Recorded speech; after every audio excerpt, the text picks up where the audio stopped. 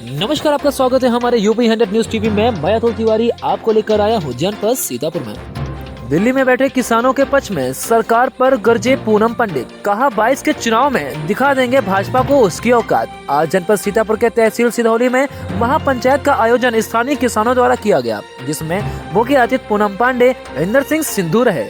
किसान महापंच में पूनम पंडित किसानों के समर्थन में सरकार के ऊपर जमकर हमला बोला। पूनम ने कहा है कि आगामी 2022 के चुनाव में भाजपा को उसकी औकात याद दिला देंगे। यह सरकार पूंजीपतियों की सरकार है। सरकार ने सिर्फ किसान विरोधी गतिविधियां की हैं। सरकार आने के बाद किसी किसान को न्याय नहीं मिला। आज किसान तहसील तथा थाने के चक्कर लगा कर परेशान हुआ जा रहा है, पर उसको न्याय नहीं मिल रहा। किसानों के हित में सरकार द्वारा बताए जा रहे 3 किसान विरोधी बिल का विरोध 9 महीने से किसान दिल्ली बॉर्डर पर बैठ कर रहा है, किंतु किसानों की बात सुनने का सरकार के पास समय ही नहीं।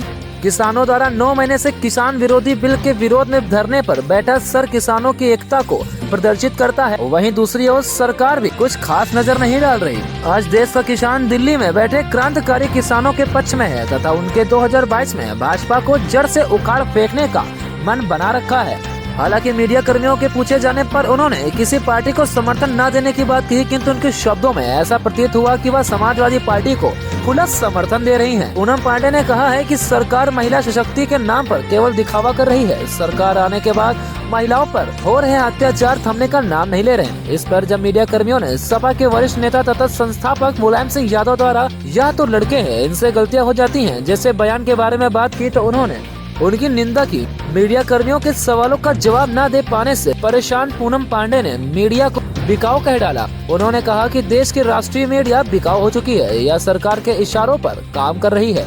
महापंचायत के दौरान किसानों द्वारा स्थानीय लोगों की अचानक भीड़ उमड़ पड़ी। अचानक उमड़ी भीड़ से कोरोना गाइडलाइंस के जमकर धज्जियां उड़ाई गई। वहां पर न तो लोगों ने मास्क लगाकर रखा था, न ही सोशल डिस्टेंस का पालन। एक तरफ सरकार जहां कोरोना महामारी के संभावित तीसरी लहर को लेकर इतना सोच रही है तथा बड़े बड़े कदम उठा रही है, वहीं दूसरी तरफ इस प्रकार के सरकार विरोधी एवं जनता को भड़काने जैसे आयोजन किए जा रहे हैं, जिसमें हजारों की संख्या में भीड़ को बुलाकर कोरोना की गाइडलाइंस की साफ धज्जियां उड़ाई जा रही हैं। सीतापुर से अंकित सिंह तोमर के साथ आप देख रहे हैं UP 100 news TV. Social media हमें सपोर्ट कर रहा है, सभी को आपको पता है।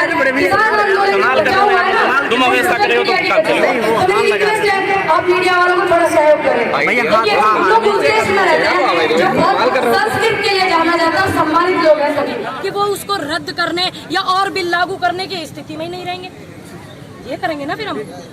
एक बात बताइए पूनम जी, अभी स्टेज पे जो है वो सपा पार्टी के एक नेता सामने आ गए। अब आप सभी को सपा के नेता दिखे, इतने लोग नहीं दिखे। नहीं, मैं मेरे सवाल मैंने थोड़ी मंच बनाया। सवाल तो सुन लीजिए, सवाल तो सुन लीजिए प्लीज। एक तरफ महिला को सशक्तिकरण का बात करती है, कहती है महिलाओं पे जो अत्याचार करेगा उस पार्टी को नहीं लाया जाएगा, और सपा की तरफ जब उनकी पार्टी थी तब भी किस तरीके के अत्याचार होते थे। इनके पार्टी के एक बड़े नेता खुद ही कह देते हैं कि लड़के हैं, गलतियां हो ही जाती हैं। देखिए, जिस बड़े नेता ने जो भी बात कही, इस बात से बिल्कुल ये निंदा वाली बात है। गलत बात तो गलत है। अब जरूरी नहीं है कि पक्ष में सब बीजेपी है तो मैं विपक्ष वालों की गलत बात का समर्थन करूंगी, ऐसा बिल्कुल नहीं है। जिसने जो गलत कहा है तो वो गलत ही है, उसको क्या कहेंगे। अगर कोई व्यक्ति ने गलत कहा तो गलत ही कहा जाएगा ना।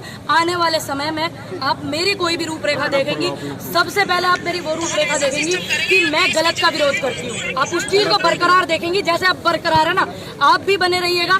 भारत एक नई सोच के साथ में हमारी सिस्टर पल्लवी राय है और आने वाले समय में भी बने रहेगा। सरकार कोई सी भी हो, गलत काम करेगी, सबसे पहले विरोध हम करेंगे। है यहाँ पर वो भाजपा को सपोर्ट न करें, आप इनको ये बताइए कि वो फिर किस पार्टी को और किस लिए सपोर्ट करें। देखिए, मैं लोकतंत्र की जो आवाज़ है या मेरा किसी भी आवाज़ पर कोई कानून नहीं बनता या मेरा हक नहीं, वो उनकी मर्जी है।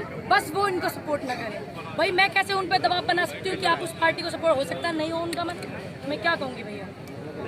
फिर भी जैसे पूरे जिले में या इस आपके कार्यक्रम में सिर्फ समाजवादी पार्टी के जो पूर्व विधायक हैं अनु गुप्ता जी, उन्होंने आपका समर्थन किया। गुप्ता जी देखें, आपने इतनी बुजुर्ग आए हुए हैं, ये नहीं। मैं राजनीतिक दल की बात कर रहा हूँ। एक मिनट बिंदर भाई, मेरी बात सुनिए बिंदर भाई। देखिए, इन्होंने सभी को बुलाया था, वो आप रिकॉर्डिंग भी सुन लेना। कि अगर कोई किसान मंच पे आएगा, चाहे वो कोई भी नेता हो, पिंदर जी की जो इन्होंने रिकॉर्डिंग कराई है उसमें ये था कि अगर कोई बीजेपी का नेता भी है तो अगर वो किसानों को समर्थन करने के लिए तो वो आ सकता है। अब क्या करे, वो वही आए। दूसरी बात, आपको अनूप गुप्ता जी जो है उनका दिख गया ना, ये इतने मेरे बुजुर्ग आए, इतनी महिला शक्ति आई, वो नहीं दिखी। स्पेशल पत्रकार महोदय आपसे मैं सिर्फ राजनीतिक दल की बात कर रहा हूँ। सभी को बुलाया था इन्होंने।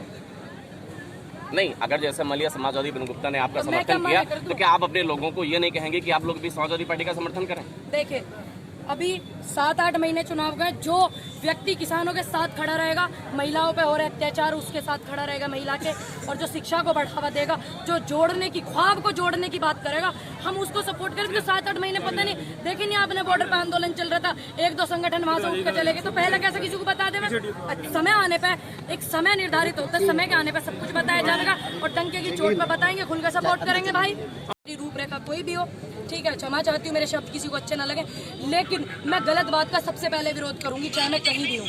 आप ये ध्यान रखिएगा, ठीक है। किसान मोर्चा किस पार्टी को सपोर्ट करेगा?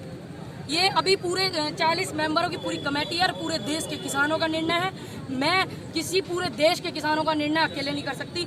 जो वो नीति बनाएंगे, जिस बात को वो सहयोग करेंगे, हम बच्चे उनके आशीर्वाद पे चल रहे हैं और आगे आगे चल के उनको, वो आगे आगे चलेंगे, हम उनके साथ खड़े रह करके, उनके पीछे खड़े रह करके सपोर्ट करेंगे और आवाज को बुलंद करेंगे। जो उनका मन होगा हम उस बात को देखेंगे, क्योंकि ये निर्णय एक अकेले मेरा नहीं हो सकता ना, ये निर्णय उन 40 मेंबरों का भी है जो कमेटी में, संयुक्त मोर्चा में, और उन बुजुर्गों का भी है जो वहाँ बैठे हुए आंदोलन कर रहे हैं, उन महिलाओं का भी है जो वहाँ आलू टमाटर की सब्जी छोलती है और किसान बुजुर्गों को खिलाती है। ये निर्णय हर उस व्यक्ति का है जिस व्यक्ति की शहादत होगी, उनका परिवार में बैठे हो, मेरा अकेले का निर्णय नहीं हो। तो आप 403 विधानसभा सीटों पे क्या मुद्दा लेके जा रही हैं लोगों के बीच और क्या मांगे? देखिए, शिक्षा का, रोजगारी, महिला सम्मान, ठीक, इस चीज का अस्पताल सुधरने चाहिए। बड़ी रोडें खराब हो रही हैं, NH24 के आने में देर करते नहीं।